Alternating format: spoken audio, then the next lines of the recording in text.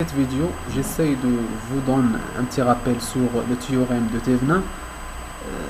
On commence par une introduction ou bien une définition. On peut remplacer tout circuit linéaire qui alimente par les dipôles, bien les bornes A et B, un dipôle T, par un générateur de tension idéal en série avec une résistance R Thevenin.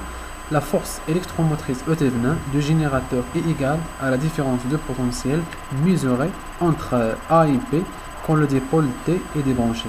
La résistance R Thevenin est égale à la résistance mesurée entre A et B quand le dipôle D est débranché et que les générateurs sont remplacés par leur résistance interne. Alors, on peut conclure de cette définition trois choses essentielles. Pour vous pouvez comprendre cet théorème, il faut bien connaître trois choses essentielles. La première chose, c'est savoir calculer R Thevenin, la résistance équivalente vue entre A et B. Deuxième chose, savoir calculer la tension E Thevenin, c'est-à-dire la tension à vide lorsque le dipôle est débranché. La troisième des choses, c'est connaître le schéma équivalent de théorème. Alors, je vous donne ici un petit exemple pour d'application. On vous donne ce schéma-là et on vous demande de trouver l'expression de tension VRL, c'est-à-dire au borne de A et B, par l'application de théorème de Thevenin. Alors, la première chose, on a dit que à faire, c'est calculer R Thevenin. Comment peut-on calculer R Thevenin? Pour calculer R Thevenin, il faut débrancher, premièrement débrancher le dipôle.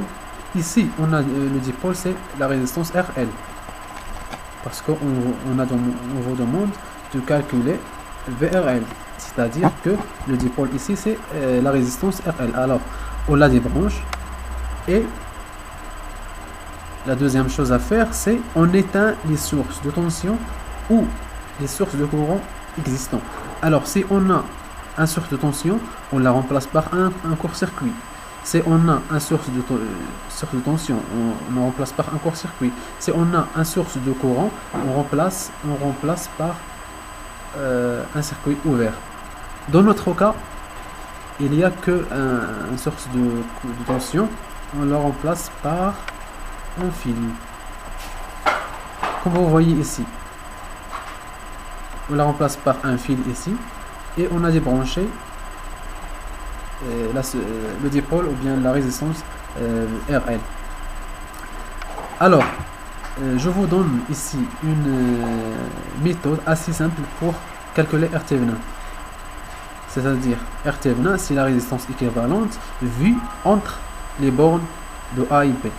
Alors, on commence par A,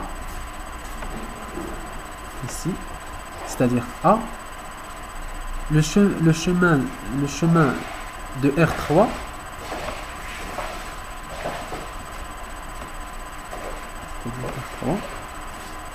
après avoir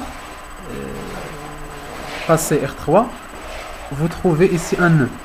Alors, on trouve ici un nœud. On met un nœud. Après le nœud, vous trouvez ici deux chemins. Voilà le premier, voilà le deuxième. Voilà le premier, voilà le deuxième.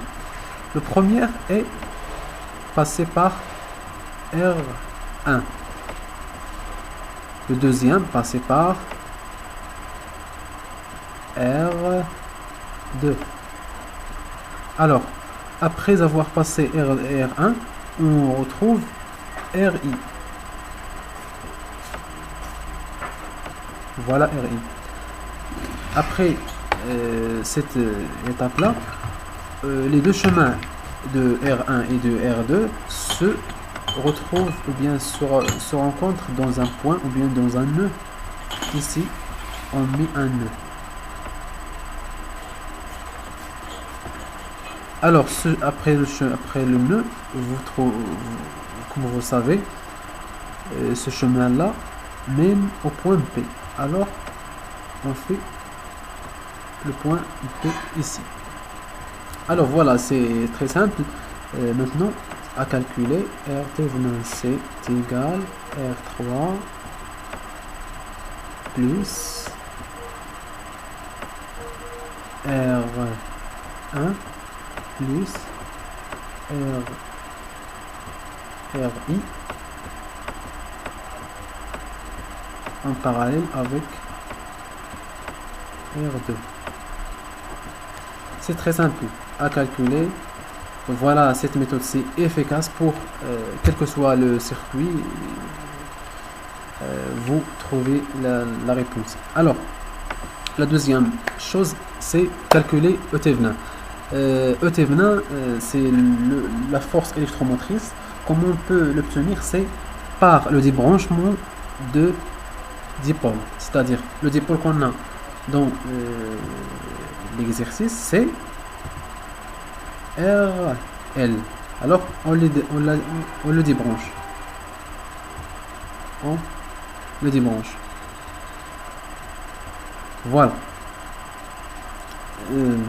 Voilà qu'on a. Lorsqu'on débranche, le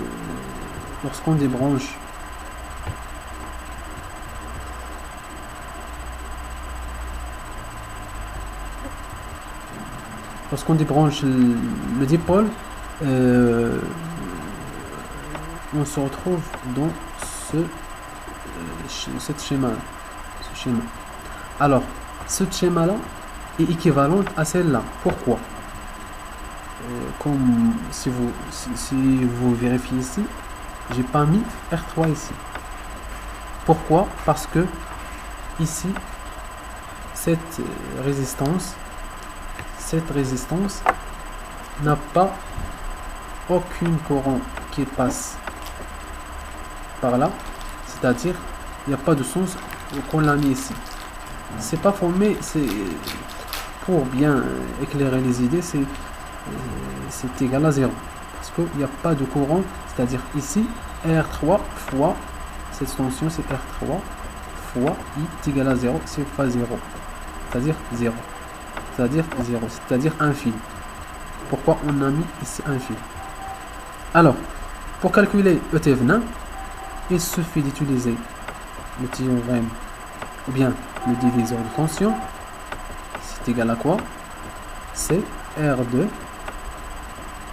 sur R2 plus RI plus R1 fois E. Voilà l'expression de E Thevenin. Voilà plus clair.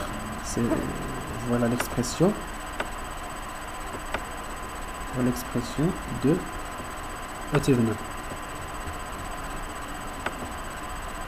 Alors la troisième étape et la dernière qui vous permet de calculer la question demandée dans l'exercice, c'est le schéma équivalent de Thevenin.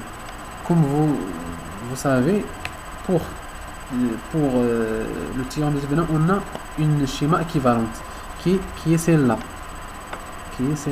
Alors, toujours dans tous les exercices, voilà la partie qui ne change pas. La partie qui ne change pas, c'est celle-là. Alors, E Thevenin est calculé auparavant. R Thevenin est calculé auparavant. Il reste de brancher celle-là qu'on a branchée en série. C'est-à-dire assez simple. Pour calculer ici VRL, c'est simple. VRL par diviseur de tension toujours. VRL, c'est-à-dire VRL est égal RL sur RL plus R Thevenin fois E Thevenin. C'est simple.